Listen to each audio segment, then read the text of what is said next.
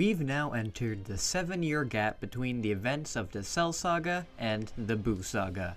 Piccolo, after fusing with Kami, managed to easily wipe out the androids of the present and the future, along with killing Cell. The world has been saved by the Namekian, with Goku still not even having achieved Super Saiyan yet. Things are very peaceful on Earth for now, though they still feel kinda naked without the Dragon Balls. Ever since Kami and Piccolo fused together, the Dragon Balls became inert, so they need to find a new Guardian to have more Dragon Balls. Piccolo knows where Namek is, and the group decide that they should head up there to find a Namekian who would like to come to Earth, and who would be able to make Dragon Balls. Bulma is able to fix up Kami's old ship, and after fusing that in with parts from Goku and Raditz's ship, she's able to create the ultimate spacecraft that has gravity training, and can get the group to Namek in roughly 6 days. Bulma wants to come along too, so she made a room separate where the gravity training of the guys won't affect her any. The others to go on the trip would of course be Goku and Piccolo, with Gohan wanting to tag along as well. He's been getting into training recently, since when Trunks came back and told him that he was the last hope for the future before him, that really inspired him, so he began training with his father and Piccolo. The gravity training would definitely help him as well, since he's not as strong here as he would have been in canon, since he's never really been in a real fight before. Once the group go off, the three begin training pretty hard in the gravity chamber, with Gohan being able to keep up with the other two due to his massive potential. They all get very powerful while they're in there, with Goku and Gohan being able to boost their Kaioken massively, though it's still not enough to match Piccolo's amazing new powers. After 6 days, the group is able to touch down on Namek, where they meet with the new Grand Elder, Mori. Mori is happy to see Piccolo, as he knows of him from the original Grand Elder, and is happy to see he made his way home. They are distrusting of Goku, however, since they had a bad experience with the Saiyan named Vegeta some years ago. Goku had been wondering whatever happened to Vegeta after they defeated him, and is kinda disappointed to hear that he met his end on this planet. He can tell that all of these Namekians are super strong, and probably don't deal with invaders super well, but he wanted to fight Vegeta one more time. After Piccolo is able to tell the others that Goku is a human before a Saiyan, the others begin to trust him and ask Piccolo why he's come back here after all this time. After explaining everything that's happened on their planet, Mori tells them that he's got just a Namekian for the job, a young Namekian of the Dragon Clan, Dende. Dende is a prodigy, and if they take him to Earth, his Dragon Balls will definitely be more powerful than the kind that they had before. He's gotten tired of life here on Namek, so would most likely prefer the different environment of Earth. The group all meet Dende, with him and Gohan especially getting along well. Before they leave, Mori says that while they are pretty powerful, they're nowhere near their full potential. The previous Grand Elder had amazing powers, where he could draw out one's inner potential. Due to all the Zenkais that the Namekians get, and the fact that the Grand Elder's powers have been passed on to him, he's able to have this ability as well. So, if they'd like, he can draw out their power. The others, again, are always open to getting stronger, so step up one at a time to get their potential unlocked. Piccolo is first, and once he gets his power drawn out, he feels insanely different. This power is incredible, and he feels he can launch it even further. Piccolo powers up and explodes into a new form. The others watch in awe, as while all the Namekians are powerful, they've never seen one transform like this before. Piccolo has achieved his ultimate transformation, just like the one in Superhero, with his already insane power becoming even more insane. The others get theirs unlocked as well, with Goku's power boosting insanely high. Once this potential is unlocked, Goku feels something deep within him as well. He's felt something like this ever since he learned of the Super Saiyan transformation, but was never quite sure on how to draw it out. With his potential unlocked, he finally understands it now, and once he powers up, Goku transforms as well into the legendary Super Saiyan. The others are all very impressed with this power as well, with Goku happy he was finally able to get the form Trunks was talking about, but knows it's still nowhere near as powerful as Piccolo's new form.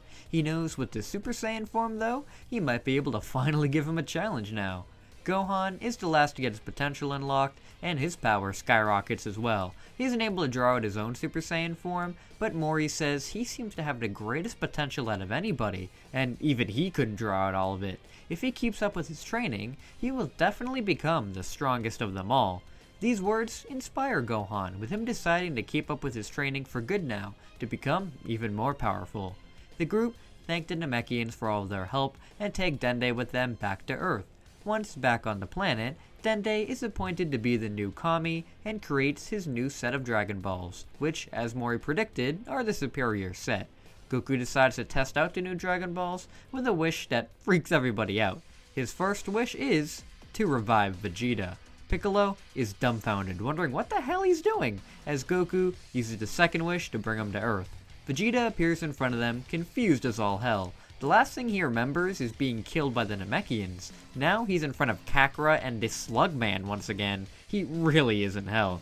Goku tells Vegeta that he apparently was killed a few years back, which he didn't think was fair, as he wanted to be able to fight another Saiyan again. Vegeta says that was a mistake to bring him back, and he attacks Goku, with the punch breaking his hand. Vegeta yells out in pain, asking him how he's so powerful. Goku laughs, telling him he hasn't seen anything yet, and transforms into a Super Saiyan to show him what he can really do. Vegeta falls to his knees. Kakarot is the legendary Super Saiyan? How? Goku says that Gohan is able to do it too. Well, not this Gohan, but one from an alternate future, so he knows it's not just exclusive to him. If Vegeta trains with them, then he should be able to get this form too. Vegeta has just been given so much information at once, but decides that he might as well stay here. The last time he lost his cool, he was killed by the Namekians. He figures that now he has a chance to gain stronger powers. While it is under Kakarot of all people, he knows it's better than death, so goes along with it. Piccolo isn't too big of a fan of Vegeta being back, though he knows that if he ever tries anything, he can kill him in an instant, so isn't too worried.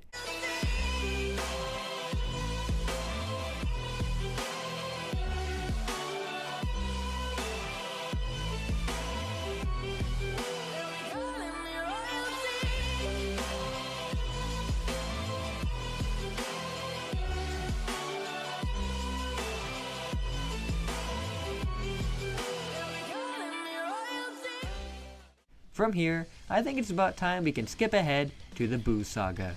Through these 7 years, everybody has become much more powerful. Piccolo's insane power in his ultimate form have pushed the others past their limits, with Gohan and Vegeta being able to unlock the power of the Super Saiyan as well. Goku has even been able to push the Super Saiyan further and evolve it into the Super Saiyan 2. He hasn't been able to push it more than that, as Super Saiyan 3 is pretty hard to get if you're alive, so he's only been able to push it to 2. Piccolo has been feeling like he can evolve his ultimate form further as well, as there's this power he can feel deep within himself still. He hasn't been able to access it quite yet, but knows that it's there and will continue training to achieve it. In this time, Goku and Chi-Chi have had another child, Goten. Goten is another half Saiyan who has good potential himself, and has just been able to achieve Super Saiyan as a little kid, which surprises everybody since it took them all years to get this power.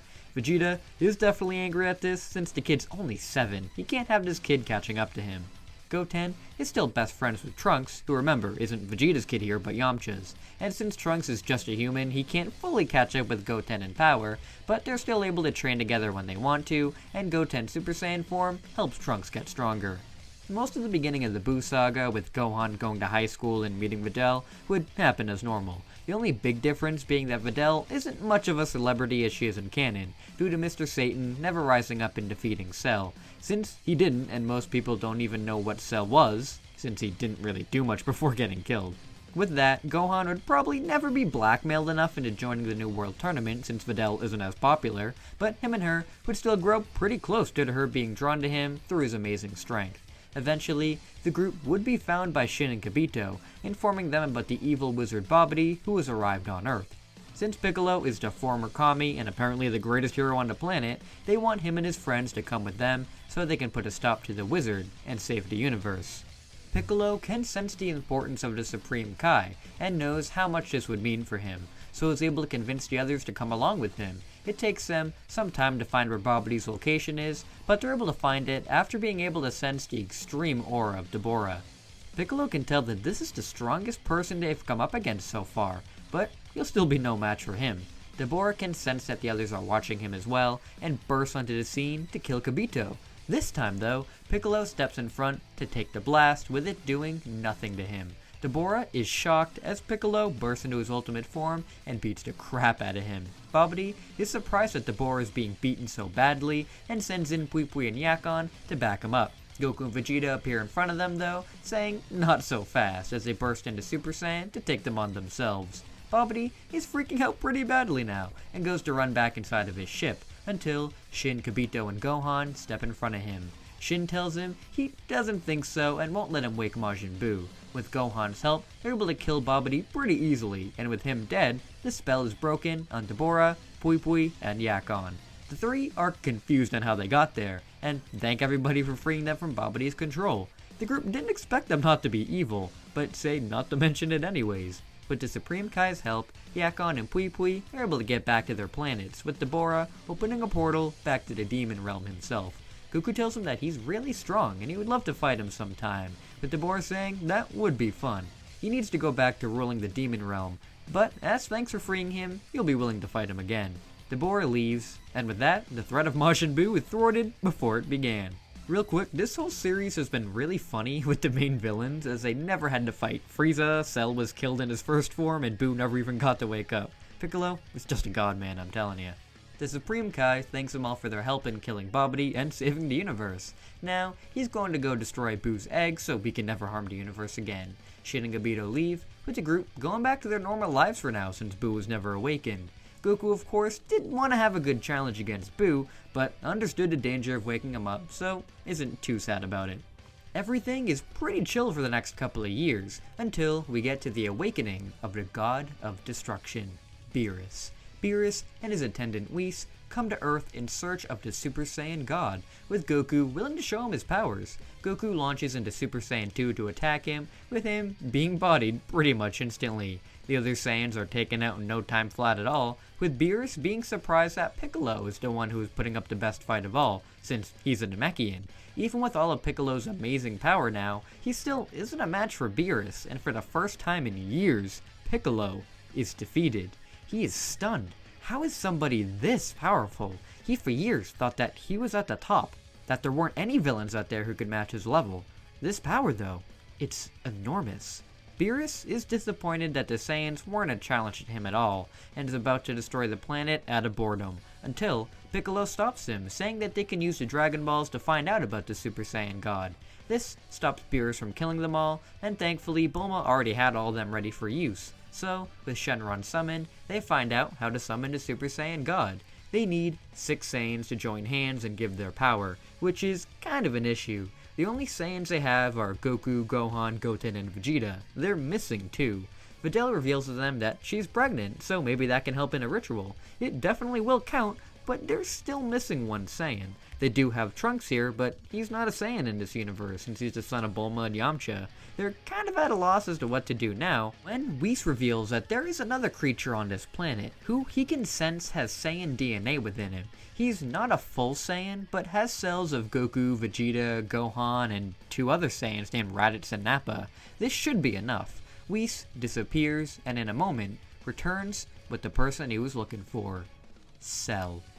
And with that, we're going to leave this episode right here. Hope you guys enjoyed this episode with how overpowered our heroes have gotten, and with Piccolo's new ultimate form. How has Cell come back? Or is it a different Cell that Whis grabbed? Make sure to check out the next episode to find out. If this video can hit 400 likes, then I'll make sure to make it faster for you guys. As always, huge thanks to all of my amazing patrons for their support. In the official patron tier, we have Nathan, BBB, and Bossmaker. In the Moving Up in the World tier, we have Patrick Sandelin, John Lister, David Monroe, Sinchenron92, Oak Woodtree, Ogata Shiba, Monal, Eric Doss, Blake Foyer, Matthew Garcia, Vegito Gaming 72, True Lightning Striker, Joseph Calvin Liu, Sumroth, and Speedster 352. In the VIP patron tier, we have Always Zero, 11726, and Tails Homie 99. And finally, in the God tier, we have Tony Kage. Thank you especially, Tony Kage. You're an absolute god. And thank all of you for watching. So, until we meet again, you guys. See you later.